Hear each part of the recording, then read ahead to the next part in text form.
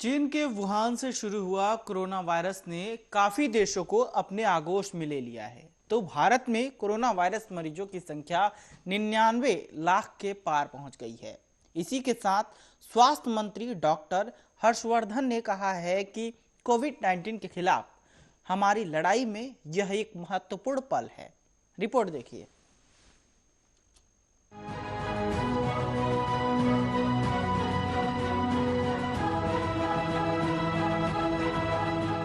भारत में corona virus मरीजों की संख्या 99 लाख के पार पहुंच गई है।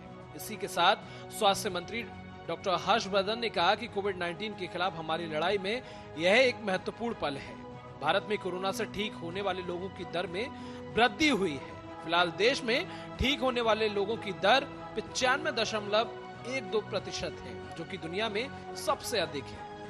स्वास्थ्य मंत्री ने कहा कि कोरोना के सक्रिय केस भी अब कम हो गए हैं। देश में फिलहाल कोरोना वायरस के 3,39,820 ही एक्टिव केस हैं। सभी के प्रयासों से ये परिणाम हमारे सामने हैं।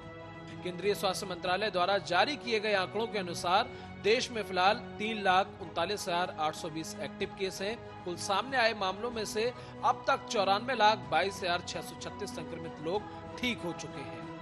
वहीं कोरोना से 1,43,709 संक्रमित लोगों की मौत भी हो चुकी है। पूरी दुनिया में कोरोना से तबाही मची है। अमेरिका जैसा देश भी कोरोना से अपने लोगों को नहीं बचा पाया। कोरोना ने लगभग सभी देशों के लाखों लोगों को संक्रमित कर दिया है।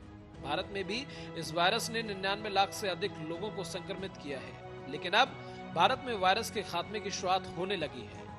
दरअसल सीरम इंस्टीट्यूट ऑफ इंडिया के सीईओ आदार पूनावाला ने कहा कि इस महीने के अंत तक वैक्सीन के इमरजेंसी इस्तेमाल के लिए मंजूरी मिल सकती है।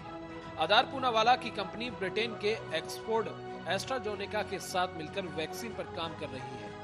ये दोनों मिलकर कोविशील्ड वैक्सीन बना रहे हैं। इतना ही नहीं बल्कि भारत बायोटेक और फाइजर इंडिया भी देश में वैक्सीन बनाने की रेस में शामिल है। बहरहाल देश में अब कोविड की रफ्तार धीरे धीरे थमने लगी है, जो कि पूरे देश के लिए राहत की बात है। Special desk RN।